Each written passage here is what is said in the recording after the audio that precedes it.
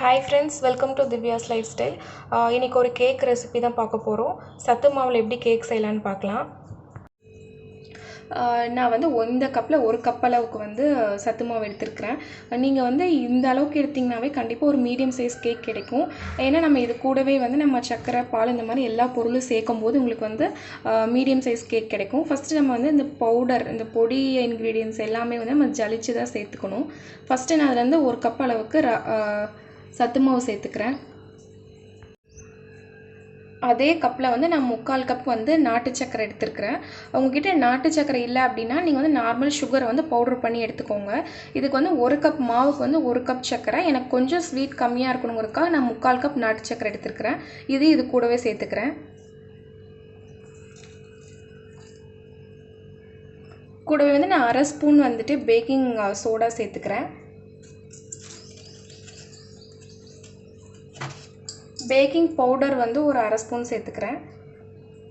எனக்கு வந்து chocolate flavour வேணும் அப்படிங்கிறதுக்காக நான் வந்து இப்போது 1 ஸ்பூன் வந்து சாக்லேட் பவுடர், அதாவது கொக்கோ பவுடர் சேர்த்துக்கிறேன். உங்கள்கிட்ட இந்த கொக்கோ பவுடர் இல்லை அப்படின்னா நீங்கள் வெறுமனே நார்மலாக இந்த மாதிரி கேக்காக செஞ்சுக்கலாம். ஒரு பிஞ்ச் அளவுக்கு சால்ட்டு சேர்த்துக்கிறேன். இது எல்லாத்தையுமே வந்து நல்லா கட்டி இல்லாமல் சலிச்சு எடுத்துக்கோங்க. நீங்கள் ஒருவேளை நாட்டு சக்கரை சேர்க்குறீங்க, அது லைட்டாக கட்டி இருக்குது அப்படின்னா அதில் மிக்சியில் அரைச்சிட்டு இதில் சேர்த்துக்கிட்டிங்கன்னா ஈஸியாக சலிச்சிடலாம். இப்போ இதெல்லாம் ஃபுல்லாக சலிச்சு எடுத்துகிட்டு காமிக்கிறேன். இந்த மாதிரி நல்லா நீங்கள் சலிச்சிட்டு செய்யும்போது கேக் வந்து நல்லா சாஃப்டாக ஸ்மூத்தாக கிடைக்கும். நம்ம வந்து ட்ரை இன்க்ரீடியன்ஸ் எல்லாம் சேர்த்து நான் சலிச்சு எடுத்து வச்சுருக்கிறேன். இப்போ இது கூட வந்து நம்ம பால், எண்ணெய், முட்டை, அதுக்கப்புறம் வெண்ணிலா எசன்ஸ் 3 சேர்த்து நல்லா கேக் பேட்டரை நல்லா மிக்ஸ் பண்ணி எடுத்துக்கலாம். இதுக்கு வந்து நீங்கள் எந்த கப்பில் மெஷர் பண்ணிங்களோ அதே கப்பில் வந்து 1/4 கப்பு வந்துட்டு பால் சேர்த்துக்கிறேன். காய்ச்சி ஆற வச்ச பால் சேர்த்துக்கோங்க. அதே கப்பில் வந்து 1/4 கப்பு வந்துட்டு எண்ணெய் சேர்த்துக்கிறேன். ரீஃபைண்ட் ஆயில் சேர்த்துக்கோங்க. உங்கள்கிட்ட எண்ணெய் இல்லை அப்படின்னா நீங்கள் மெல்ட் பண்ண பட்டர் கூட சேர்த்துக்கலாம். அப்படி இல்லைன்னா நீங்கள் நெய் சேர்த்துக்கோங்க. ஒரு எக்கு சேர்த்துக்கிறேன். அந்த ஒரு கப்புக்கு வந்து நான் ஒரு முட்டை அளவு அந்த ஒரு எக்கையும் கூட சேர்த்துக்கிறேன். இந்த எக்கோட ஸ்மெல்ல வந்து இருக்கக்கூடாது அப்படிங்கிறதுக்காக நான் வந்துட்டு வெண்ணிலா எசன்ஸ் வந்து ஒரு 1/2 ஸ்பூன் அளவுக்கு சேர்த்துக்கிறேன். உங்கள்கிட்ட வெண்ணிலா எக்ஸ்ட்ராக்டாக இருந்தால் கூட அதையும் சேர்த்துக்கோங்க. இப்போ வெண்ணிலா எசன்ஸ் இல்லைன்னா நீங்கள் ஏலக்காய் பவுடர் கூட சேர்த்துக்கலாம். இது எல்லாத்தையும் வந்து நல்லா ஒரு சாஃப்டாக வந்து நம்ம மிக்ஸ் பண்ணி எடுத்துக்கலாம். கேக் பேட்டர் வந்து இப்போ ரெடி ஆயிடுச்சு. நான் இது கூடவே வந்து ஒரு 1/4 கப் வந்துட்டு வார்மாக இருக்கிற தண்ணி வந்து இதில் சேர்த்துக்கிறேன். தண்ணி வந்து லைட்டாக சூடாக இருக்கணும், ரொம்ப கொதிக்க இருக்கிறத சேர்த்துறாதீங்க. இதெல்லாம் சேர்த்து நல்ல ஒரு ஸ்மூத் பேட்டராக மிக்ஸ் பண்ணி எடுத்துக்கலாம்.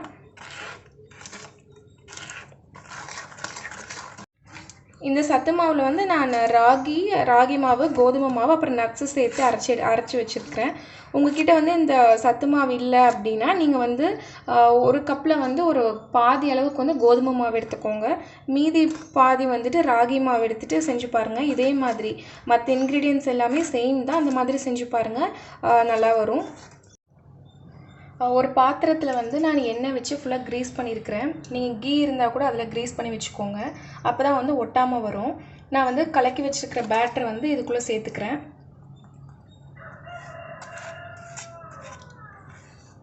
உங்களுக்கு வந்து நீங்கள் கேக் டின் இருந்தால் கூட அதில் கூட செய்யுங்க. இன்றைக்கி வந்து நான் வந்து இது வந்து இட்லி பாத்திரத்தில் வச்சு தான் வேக வைக்க போகிறேன். அதனால் வந்து இந்த பேட்டர் ரெடி பண்ணிகிட்டு இருக்கிறப்பவே வந்து கொஞ்சமாக தண்ணி ஊற்றி அதை ப்ரீ ஹீட் பண்ணி வச்சுருங்க. கேக் பேட்டர் வந்து ரெடி ஆயிடுச்சு. இது வந்து அந்த பாத்திரத்தில் சேர்த்ததுக்கப்புறமா ஒரு தடவை நல்லா இப்படி டேப் பண்ணி விட்டுக்கோங்க. அப்போ தான் வந்து கேக் வந்து ஈக்குவலாக அந்த பேட்டர் வந்து எல்லா இடத்துலையும் செட்டில் ஆகும். நான் வந்து இங்கே இட்லி பாத்திரத்தை வந்து தண்ணி ஊற்றிட்டு ஒரு 5 மினிட்ஸ் ப்ரீ ஹீட் பண்ணி வச்சுருந்தேன். இது தண்ணி வந்து நல்லா கொதிக்க ஆரம்பிச்சிருச்சு. இதுக்குள்ளே வந்து ஒரு ஸ்டாண்ட் போட்டிருக்கிறேன். ஸ்டாண்ட் போட்டதுக்கப்புறமா வந்து நீங்கள் இந்த கேக் பேட்டர் உள்ளே வச்சுருங்க.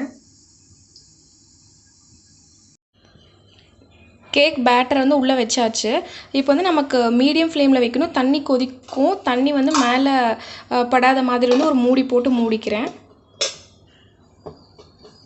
மூடி போட்டு மூடினதுக்கப்புறமா வந்து இட்லி பாத்திரத்தோட மூடியும் போட்டு க்ளோஸ் பண்ணிவிட்டு அதுலேருந்து ஏர் வெளியே வராத மாதிரி டைட்டாக லாக் பண்ணிவிடுங்க.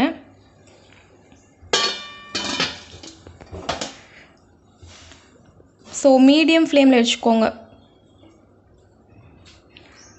மீடியம் டு லோ ஃப்ளேமில் வச்சுட்டு ஒரு எப்படியோ 20 to 25 மினிட்ஸ் ஆகும் இது வந்து பேக் ஆகிறதுக்கு. அப்பப்போ ஒரு 15 மினிட்ஸ் ஒன்ஸ் வந்து அது வெந்துருச்சா அப்படிங்கிறது மட்டும் செக் பண்ணிக்கோங்க. இப்போ வந்து ஒரு 15 மினிட்ஸ் ஆயிருந்துச்சு. நான் சும்மா ஓப்பன் பண்ணி காமிக்கிறதுக்காக எடுத்தேன். இது வந்து பார்த்திங்கன்னா சைடெல்லாம் ஃபுல்லாக நல்லா குக் ஆகிடுச்சு. இன்னும் மட்டும் சென்டரில் இன்னும் வேகணும். ஸோ இன்னொரு 10 மினிட்ஸ் வேகட்டும். இன்னொரு என்னென்னா இந்த கேக் வந்து நீங்கள் பேட்டர் வைக்கும்போது ஒரு பாதி அளவுக்கு மட்டும் இருக்க மாதிரி இந்த கப்பில் சேர்த்துக்கோங்க. இப்போ பார்த்தீங்கன்னா அது எவ்வளோ தூரம் நல்லா பஃப்பாக நல்லா புஃப்னு வந்திருக்குன்ட்டு. நீங்கள் பேட்டரே வந்து ஒரு கப் ஃபுல்லாக சேர்த்துட்டீங்க அப்படின்னா அது வெந்து வரும்போது சரியாக இருக்காது. அதனால் அதை மட்டும் பார்த்து சேர்த்துக்கோங்க. இப்போ எனக்கு வந்து ஒரு 1/2 an hour ஆச்சு. நான் வந்து ஒரு நடுவில் வந்து ஒரு 10 to 15 மினிட்ஸ் ஒன்ஸ் வந்து செக் பண்ணிகிட்டே இருந்தேன். இப்போ ஒரு 1/2 an hourக்கு அப்புறம் பாருங்கள், நான் ஒரு நைஃப் விட்டு காமிக்கிறேன். எனக்கு வந்து கிளியராக வருது. இந்த மாதிரி வந்துருச்சுன்னா உங்களோட கேக் வந்து ரெடி. நம்ம வந்து இப்போது கேக்கை வந்து எடுத்து அசெம்பிள் பண்ணலாம். இப்போ கேக் பார்த்திங்கன்னா நான் வெளியே எடுத்து வச்சுட்டேன். இப்போ நான் சொன்னது பார்த்தீங்கன்னா நான் எவ்வளோ சின்ன ஒரு கப் காமிச்சேன். அதுக்கே பார்த்தீங்கன்னா இந்த ஒரு கப் ஃபுல் அளவுக்கு கேக் வந்துருச்சு.